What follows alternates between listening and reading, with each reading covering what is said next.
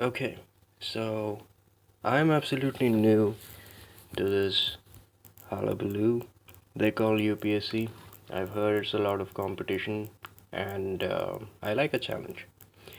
Now, I am a law student and I have a lot of time, so what I'm thinking about doing is to prepare with the syllabus. And when I found the syllabus, I found that a lot of this stuff has to do with what we already learned in school, beginning with class 6 and extending up to class 12, and major subjects like history, geography, polity, and all. So it's a good thing, I guess, to revisit the old classes and see how much I still remember and how much I forgot. But it's a bummer. I mean, we are all supposed to know what we learned and all, right? So let's begin here. So the first chapter is, oh, and I do not have any clue as of now as to how to proceed with things. I'm new to things, okay? I don't know how to break down UPSC and all. I've seen some videos and all, but that doesn't really give me any clue. I'm going to make my own schedule because a man's got to find his own way of, tackling the way his way. So this is just a journey and a journey to reaching the hot seat. That is, I guess, the interview. Anyway, let's begin with this. Chapter 1. And the first class history class 6 history chapter 1. Okay, what, where, how, and when. I will not be dealing with kids questions and all. I mean, come on, that's not what we want. Anyway, finding out what happened yesterday. You could listen to the radio, watch television, read a newspaper. Last year, ask somebody who remembers. But what about long, long ago? Let us see how it can be done. What can we know about the past? There are several things we can find out. What people ate, what kind of clothes they wore, what the houses in which they lived. We can find out about the lives of hunters, herders, farmers, rulers, merchants, priests, craftspersons, artists, musicians, and scientists. We can also find out about the games children played, the stories they heard, the people. Okay, oh my god. Anyway, where did people live? Now, there's this thing, right? I mean, people always prefer to find, at least in the olden civilizations, I believe it would be near the river banks and places which are fertile enough for crops to grow and things like that. I mean, that's the basic knowledge. I mean, so where did people live? And they've asked us to find River Narmada on map one. Anyway, we'll try to do that. Anyway, people have lived long along the banks of the river, like I'd suspect, for several hundred and thousands of years. Some of the earliest people who lived here were skilled gatherers, that is, people who gathered their food. They knew about the vast wealth of plants in the surrounding forests and collected roots, fruits, and other forest produce for their food. They also hunted animals. So, okay, right. Narmada, right? Sure, we have already marked some of these things here. Wait, let me clear that out. Okay, so I believe it's clear for you people. I mean, this here is Narmada, and it goes something like this. It's near the Vindhyas, the mountain range, and then there are many other important rivers here. The civilization, I believe, this was Main, the Indus River, and it's split into Satluj. We have Ravi, Chenab, Jhelum. Oh, okay, it goes to Kabul also. One of the Indus rivers. That's cool. Anyway, oh, and this cannot be missed. I mean, this is huge. Ganga. and then we have like Yamuna joining into it, and we have Chambal River coming towards Madhya Pradesh, and then we have Son, and there's this Brahmaputra coming from the northeastern side. Oh, this is good. And then we have this Tapti River, I don't know. Anyway, Mahanadi, Godavari, Krishna, disputes. I've heard a lot in the newspaper. Tungabhadra, we have this Pennar, Kaveri, right? So that's some of the major rivers. So all of these banks of these rivers is high possibility that there used to be good civilization going on. And so I believe if they've asked us to find Narmada, what can basically be presumed is that probably somewhere along these banks there used to be a really good um, community of people living around in the old ages. Anyway, now they've asked us to find Suleiman and Kirthar hills. Kirthar is here. Suleiman is here. Pakistan probably. Yep. I mean, yeah, it has to be. Anyway, Kirthar and Suleiman. To the northwest. Now, some of the areas where women and men first began to grow crops, such as wheat and barley, about 8,000 years ago. The wheat and barley are located here. Well, that's important. Wheat and barley. We'll find wheat and barley here. Suleiman and Kirthar. Suleiman and Kirthar is where we find wheat and barley. We find wheat and barley. I'm absolutely sorry, but this is the only way how I can make out, like, I ain't got gears which can, be accurate with the diagrams and all. But then, anyway, I'll try to make the best of what I have. Anyway, right. So that's with wheat and barley. We have that in Suleiman and Kirthar hills. We used to have that, like we have it now in different areas of obviously. People also began rearing animals like sheep, goat, and cattle, and lived in villages. Right. Then they was just to locate Garo Hills, northeast side, near Brahmaputra. This is huge. Garo Hills is here. Okay. These were some of the other areas where agriculture developed. So, Garo Hills is another place where we have agriculture developing.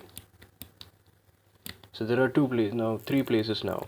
Kirthar and Suleiman where they have wheat and barley, and we have Garo Hills where we have agriculture developing up. So there are three places where agriculture came into being. I'm quite surprised. I mean, hills. Oh, but then they are close to the rivers, right? That makes sense. Yeah. That makes sense. Good. Okay.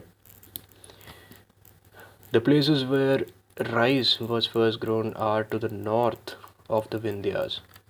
Now, where's Vindhya? We have India here. North of Vindhyas is all of these areas. All of these areas is where rice was first being grown. North of Vindhyas is where we have rice. North of Vindhyas is where we have rice. Okay. Now they asked us to trace the river Indus and its tributaries. We did that. Anyway, tributaries are smaller. Okay. Right. Yeah. About 4,700 years ago, some of the earliest cities flourished on the banks of these rivers. See, I felt it. I knew river Indus is the one which has been attributed to be the first civilizations. I mean, near river Indus. Okay. Later, about 2,500 years ago, cities developed on the banks of Ganga.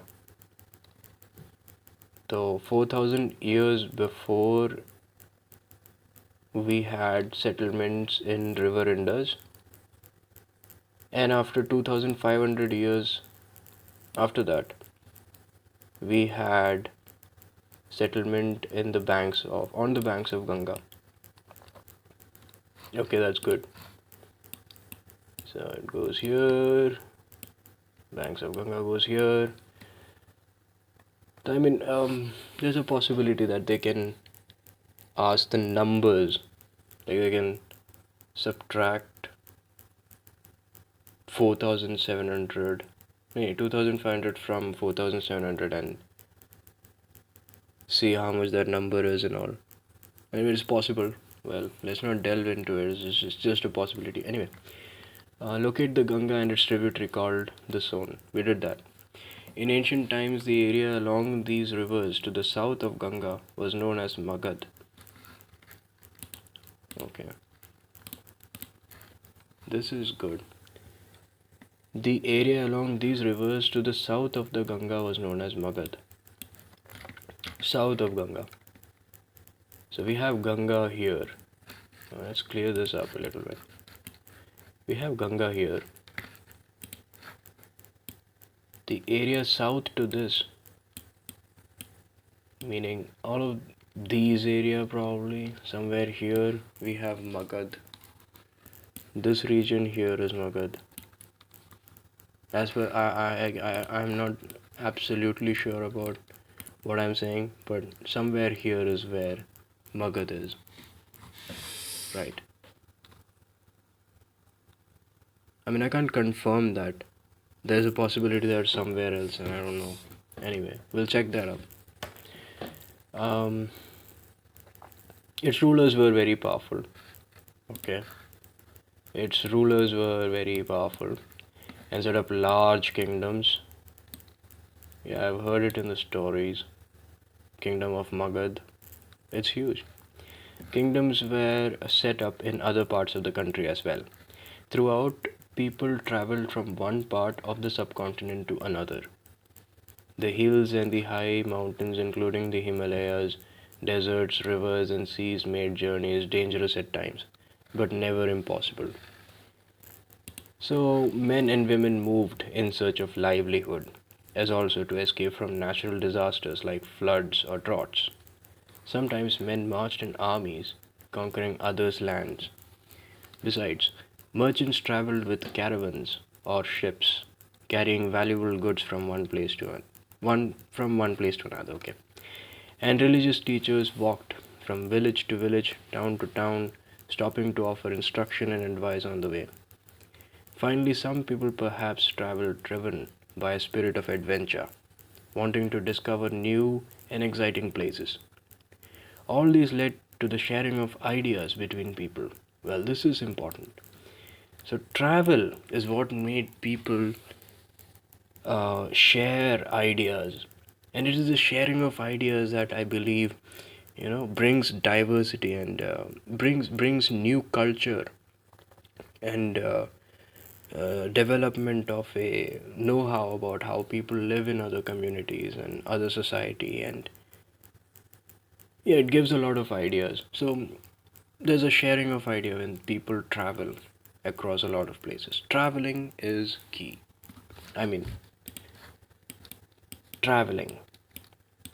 Have you ever imagined like going on a world tour or something?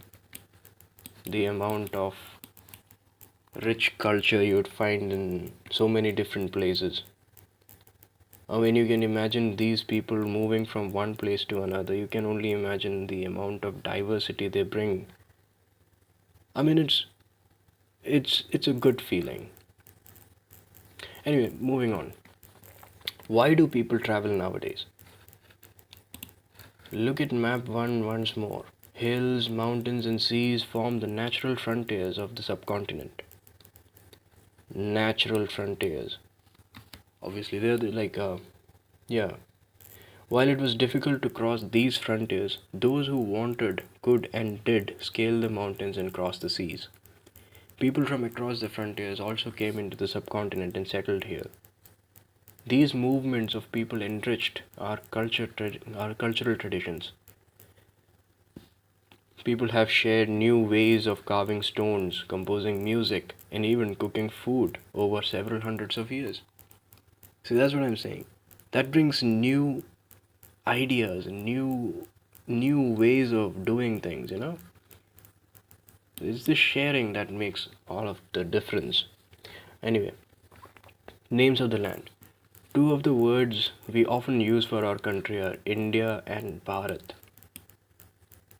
The word India comes from the Indus, called Sindhu in Sanskrit. This is important.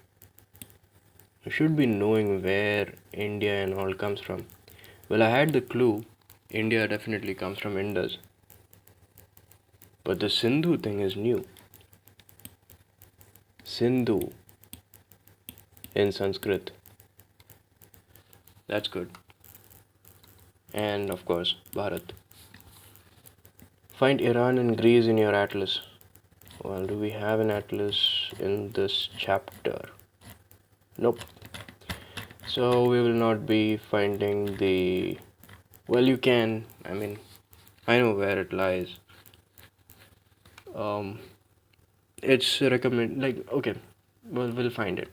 The next episode, I guess. Yeah.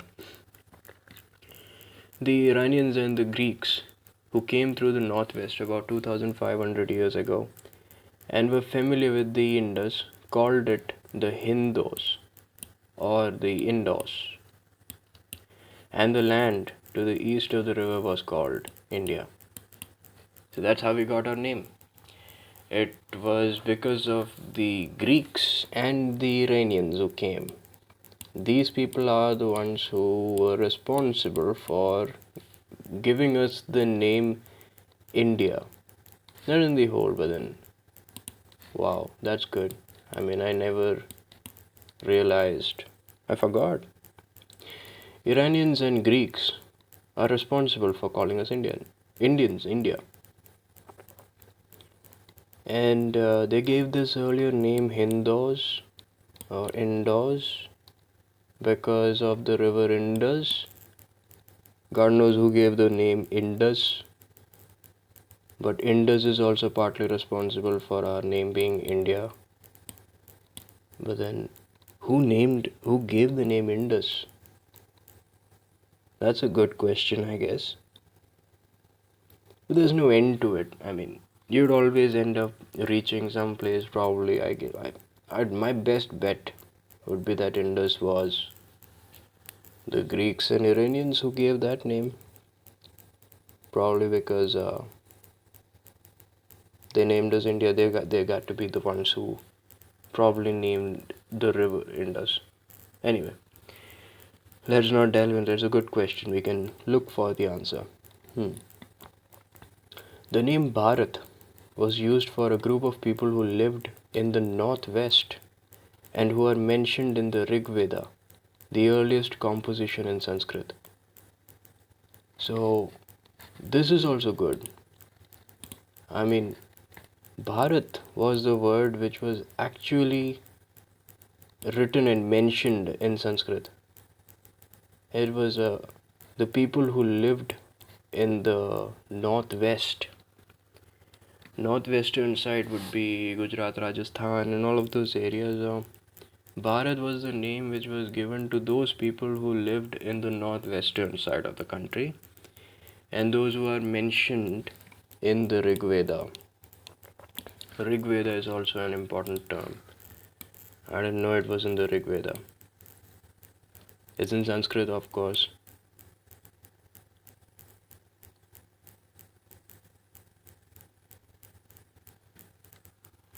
Oh, and I see another thing though. I missed it. It's like the word India comes from Indus, called Sindhu. What does that mean? It probably means the fact that in Sanskrit, this word Sindhu existed. But what's the relation between Sindhu and Indus? Well, that's another thing, I guess. I don't know. Maybe I'll find out.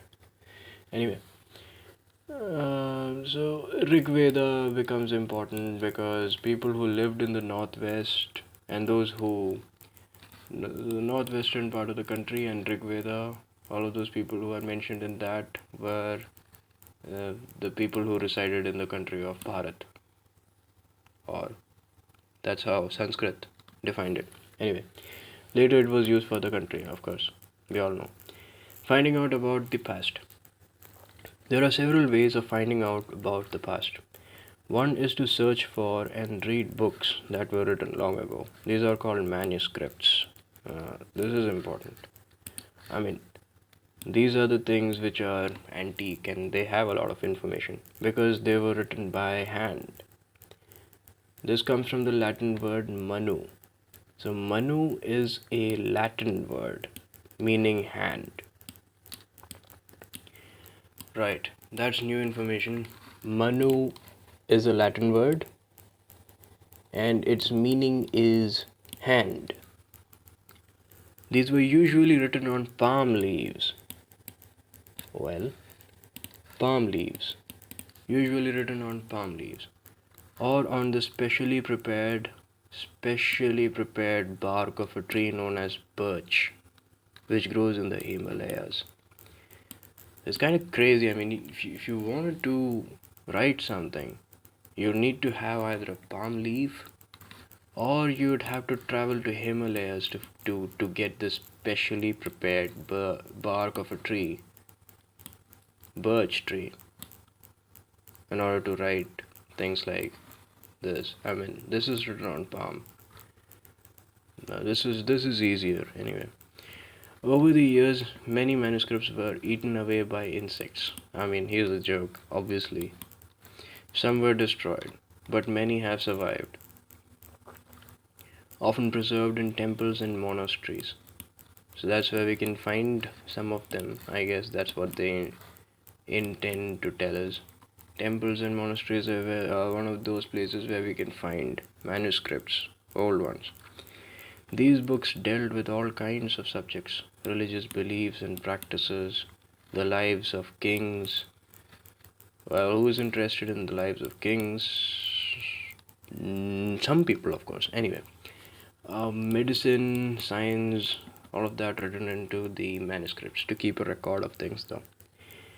Besides, there were epics, poems, plays. Many of these were written in Sanskrit. Others were in Prakrit, language used by ordinary people, and Tamil. So this is important. So most of these things are written in Sanskrit. Others were written in Prakrit. This is a new term. I don't even remember this. So it was a language used by the ordinary people at that particular point of time. And then we have Tamil. So there are three languages. There is Sanskrit, we have Prakrit, and then we have Tam. Sanskrit, Prakrit, and Tamil. We can also study inscriptions. These are writings on relatively hard surfaces such as stones or metals.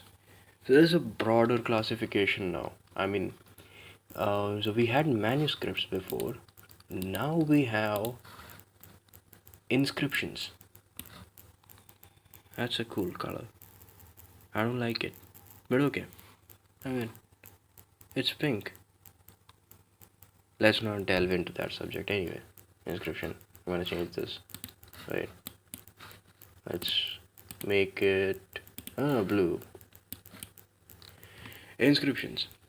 So now we have two. We have manuscripts and we have inscriptions. So these are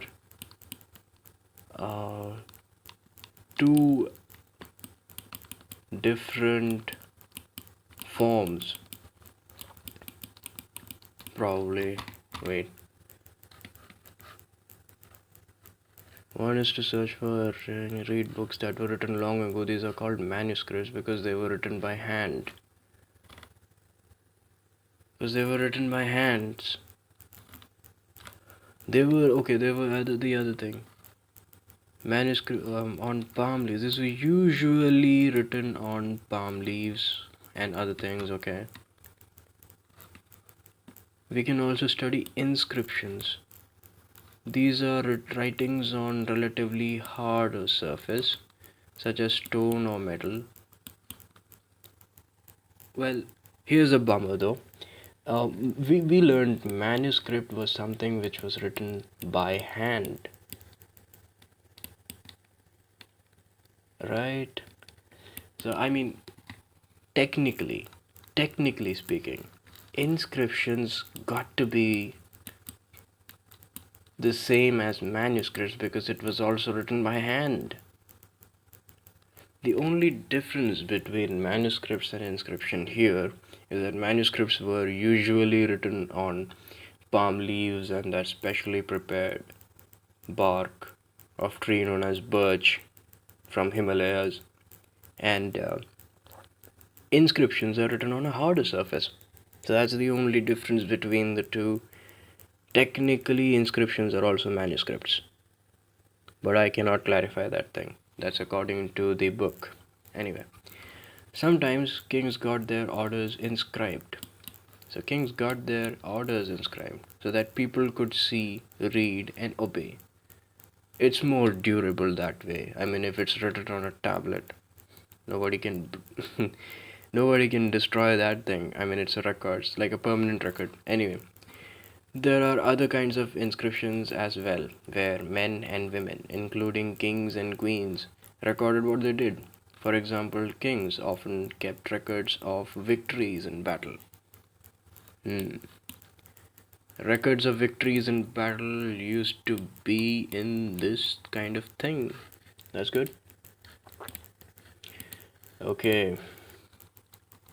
Can you think of the advantage of writing on a hard surface and what could have been the difficulties? We partly answered it. Difficulties, I mean, it's easier on a softer surface, right? Bummer.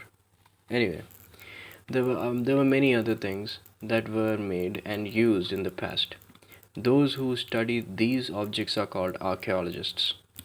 Well, we know. The study of remains of buildings made of stone and brick. They study the remains of buildings made of stone and brick, paintings and sculptures. They also explore and excavate. Explore and excavate. Find tools, weapons, pots, pans, ornaments, coins. Some of these objects may be made of stone, others of bone, baked clay, metal. Objects that are made of hard, imperishable substances usually survive for a long time. Yeah, that's another benefit. But then we discussed. I mean, they're imperishable. They're like permanent stuff. We talked about it anyway. Archaeologists also look for bones of animals. What I really like about these books is that they're so colorful. I mean, wow. Out here in the university, there's hardly any book where we find so many, I mean, such rich, vibrant pictures and all. It's been ages. This is a good book. Archaeologists also look for bones of animals, birds, and fish to find out what people ate in the past. Ah, it's because of the preservation thing, right? When it gets, when it gets stuffed inside the soil and gets pressurized and all, so we get a description of what was entrapped. They look for bones of animals, birds, and fish to find out what people used to eat in the past. That's good. Plant remains survive far more rarely. If seeds of grain or pieces of wood have been burnt, they survive in a charred form. Do you think cloth is found frequently by archaeologists? Yes, I'm pretty sure it would be. I mean, it has to be. Well, if it gets degraded, that's another thing. But then if it's preserved well, or maybe not. Oh, I'm not sure about that. I thought I was sure, but then I thought otherwise now. Anyway, um, okay, this is a good thing. whether cloth could be found or not. Why not? We'll find out anyway. Historians, that is, scholars who study the past, often use the word source to refer to the information found from the manuscripts, inscriptions, and archaeology. Just to be a source. Once sources are found, learning about the past becomes an adventure as we reconstruct it bit by bit. So historians and archaeologists are like detectives who use all these sources like clues to find out about our past. There's one way to keep an interest for a child. Anyway, one past or many. Did you notice the title of this book, Our Pasts? We have used the word pasts in plural to draw attention to the fact that the past was different for different groups of people. For example, the lives of herders or farmers were different from those of the kings and the queens. The lives of merchants were different from those of craftspersons and so on. Also, as is true even today, people follow different practices and customs in different parts of the country. For example, today most people living in the Andaman Islands get their own food by fishing, hunting, and collecting forest produce. By contrast, most people living in cities depend on others for supplies of food. Differences such as these existed in the past as well. Besides, there's another kind of difference. We know a great deal about kings and the battles they fought because they kept records of their victories. Generally, ordinary people such as hunters, fishing folk, gatherers, farmers, or herders did not keep records of what they did. While archaeology helps us to find out about their lives, there is much that remains unknown.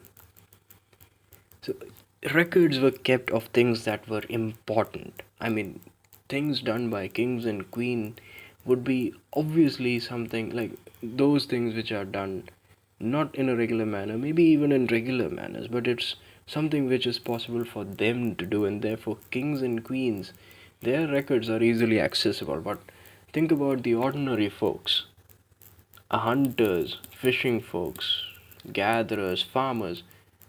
Why would anyone want to keep records of that? Unless someone who is really interested in you know in keeping records of things. A historian probably would want to do something like that, but well, nobody cared for them. That's sad, I guess. But then that was how it was. Okay. What do dates mean? If somebody asks you the date, you'll probably mention the day, month, and year. 2000 and something. Okay. These years are counted from the date generally assigned to the birth of Jesus Christ, the founder of Christianity. So, 2000 means 2000 years after the birth of Christ. All dates before the birth of Christ are counted backwards and usually have the letters BC, before Christ, added on. In this book, we will refer to dates going back from the present using 2000 as our starting point. Is this book really that old? I mean, yeah, I know for a fact that NCRT's books, they are indeed very old, but then if it got revised, I mean, why is this 2000? Well, oh yeah, it's just a reference, right? Okay. Not many things changed after 2000. This is 2019, by the way. There's a lot of things that changed anyway. Letters with dates. BC we have seen stands for before Christ. You will sometimes find AD before dates. This stands for Anno Domini, meaning in the year of the Lord, that is Christ. So 2012 can also be written as AD 2012. Sometimes CE is used instead of AD and BCE instead of BC. The letter CE stands for Common Era and BCE stands for Before Common Era. We use these terms because the Christian era is now used in most countries of the world. In India, we began using this form of dating from about 200 years ago. And sometimes the letters BP, meaning before present, are used. So there's a lot of things here. I mean, there's a lot of information here. Let's go by it one by one. We are certain about BC. It means before Christ. AD is new. AD means Anno Domini. I don't know. Okay, it was in the year of the Lord. Anno Domini. In the year of the Lord. So that's one. What's the other thing here? CE Common Era. That's quite understood. I mean, CE stands for Common Era. Everyone knows that. Let's just mark it out though. CE Common Era. We have BCE before Common Era. These are nothing new. We use these terms because no. We use these terms because Christian era. That is what we have to stress. Christian era. It's too late. God. How does it do it? I mean, the people in Khan Academy and all. I mean, wow, they put a lot of efforts. I mean, this is not easy anyway. A Christian era, right? Okay, we use these terms because the Christian era is now used in most countries of the world, so okay. In India, we began using this form of dating from about 200 years ago, and sometimes the letters BP meaning before present. That's good. BP. I've never seen this thing like in use, but okay. Before present is another way to go. Before present. But this Christian era thing really doesn't make any difference to the actual use of the terms BC and AD. It really is the same thing. It's just that the words have been changed, but the way they perceive the thing is still the same. It's based on Christianity. Anyway, but I'm totally clueless about this one here. Before present, I have no idea anyway. Elsewhere, we've seen that transcriptions are inscribed on hard surfaces. Many of these were inscribed several hundreds of years ago. All inscriptions contain both scripts and languages. So there's both symbols and symbols like these probably, I guess. I think they would call this thing scripts. Yeah. And languages, of course. Languages which were used as well as scripts have changed over time. So how do scholars understand what was inscribed? This can be done through a process known as decipherment. Yeah, decipherment. They just made it a process. Anyway, one of the most famous stories of decipherment comes from Egypt, a country in North Africa, where there were kings and queens about 5,000 years ago. Rosetta is a town on the north coast of Egypt. And here an inscribed stone was found, which contained inscriptions in 3 different languages and scripts: Greek and 2 forms of Egyptians. 2 forms of Egyptian. Scholars who could read Greek figured out that the names of kings and queens were enclosed in a little frame called a cartouche, if that is the right pronunciation. Cartouche. Wow, I totally missed this. I do not recollect having ever encountered this word at all. Since probably the day I heard it first in my class. Cartouche. Okay, scholars who could read Greek figured out that the names of kings and queens were enclosed in a little frame. So, names of kings and queens were written enclosed in a little frame called cartouche. Greeks figured out that thing. A lot of Greek and yeah, Greek going on.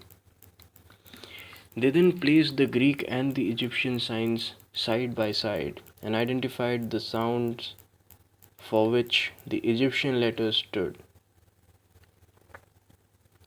As you can see, a lion stood for L and a bird for A.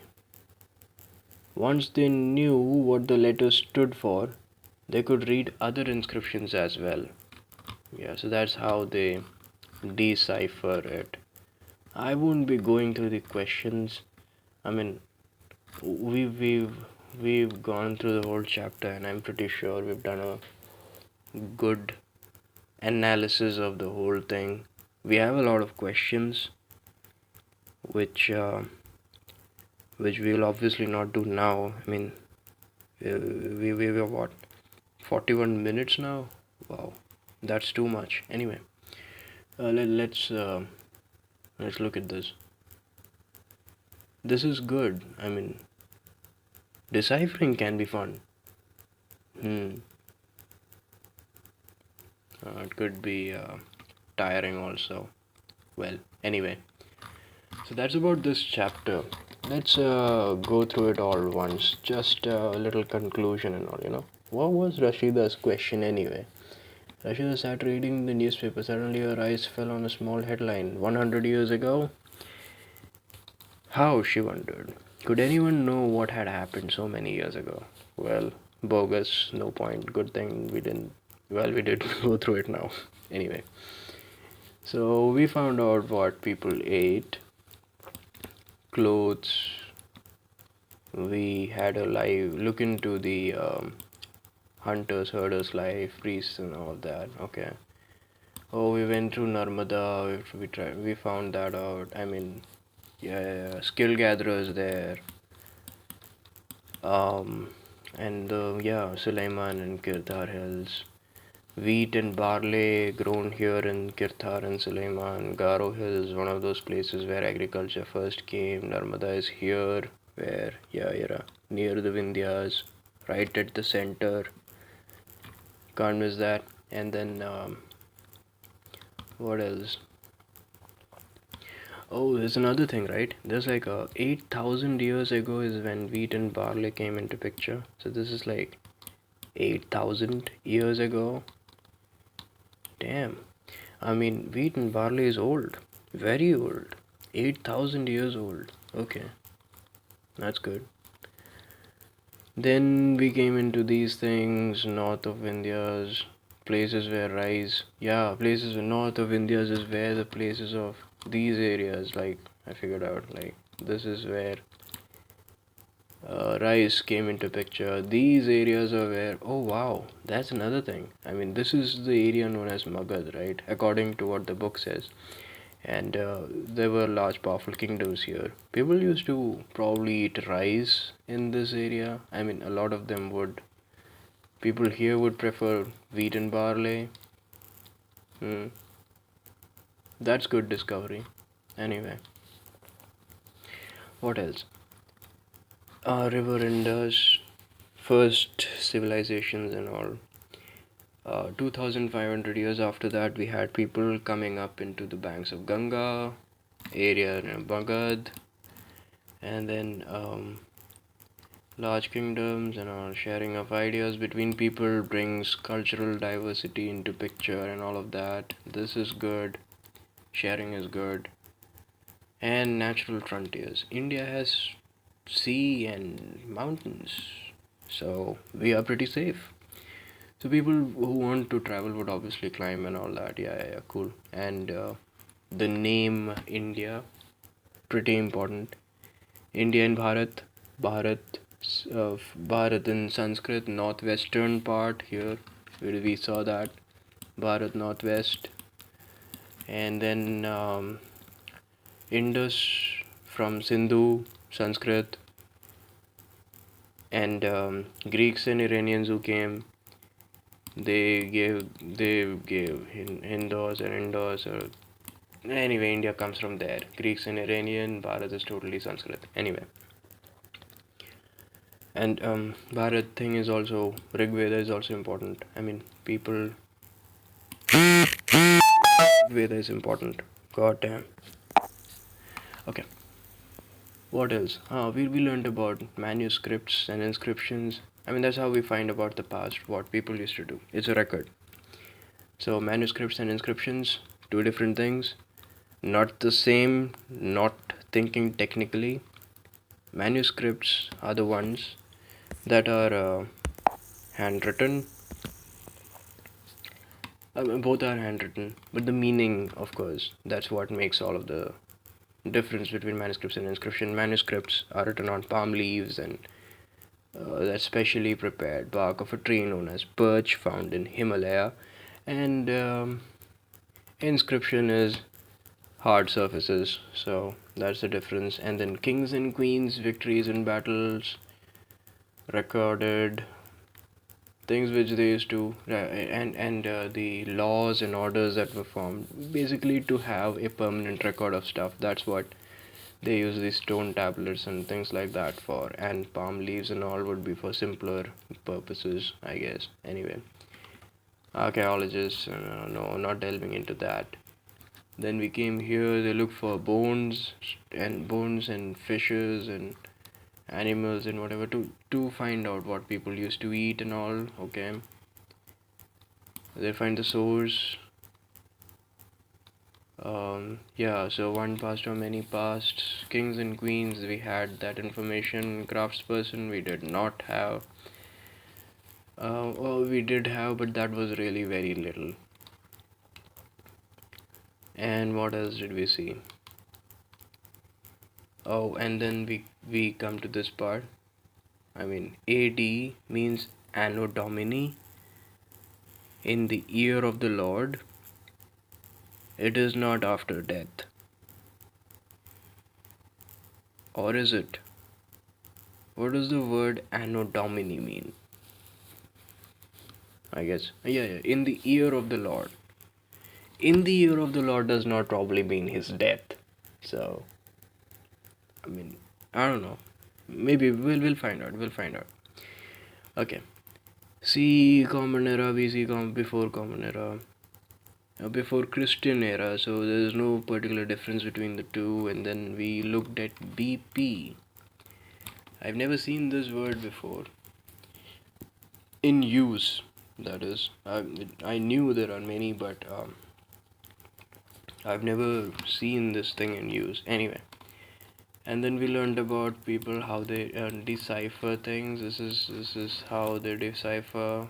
Not really going into that. This is a good piece of information. So they found a tablet, and in that they had three different languages. One was Greek, and there are two other forms of Egyptian. And the Greek figured out that the names of kings and queens were enclosed in a little frame called cartouche. So names of kings and queen, king and queen in a little frame. Something like this. Anyway, so that's about this chapter. And this is my very first recording. So it's not perfect, I know. I mean, I deviate a lot, but then I guess it is all related, and I'm pretty sure like the questions which come in our mind while we go through this will always end up in giving us a fuller picture of what things used to be. And here's the plan though. I wanted to discuss it in the beginning, but then um, it's like there are some people who would want the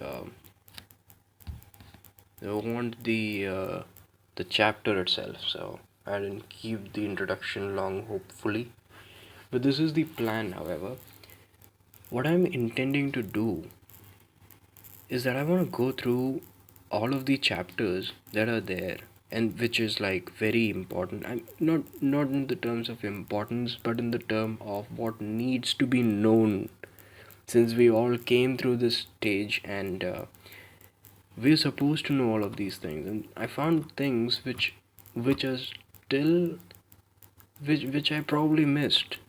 I mean, so we should not we should not make that basic mistake.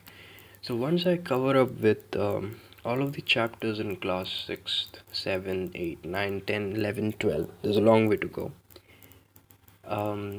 What I'll begin with a test series, just to find out. I'll probably attempt one or two question papers and see how I stand, see where I stand.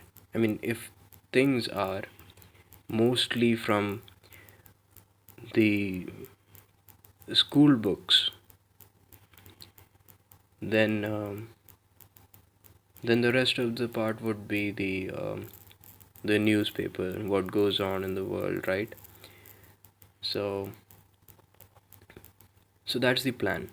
Once I finish with the lectures, with the classes, with the class books and all, I'd go to attempting some of the question papers and seeing how I stand, where I stand, and then I'll probably begin with a daily newspaper analysis or something. Once I learn where to look and what to look for from 1st of Jan. So this probably is an attempt for UPSC in the year 2021, because 2020, the whole year, I'd be keeping a record of what's going on in the country known as India. Okay, so I believe that sums up the objective and the very first chapter of class 6th history book, Our Past. Right, I'm gonna end it here.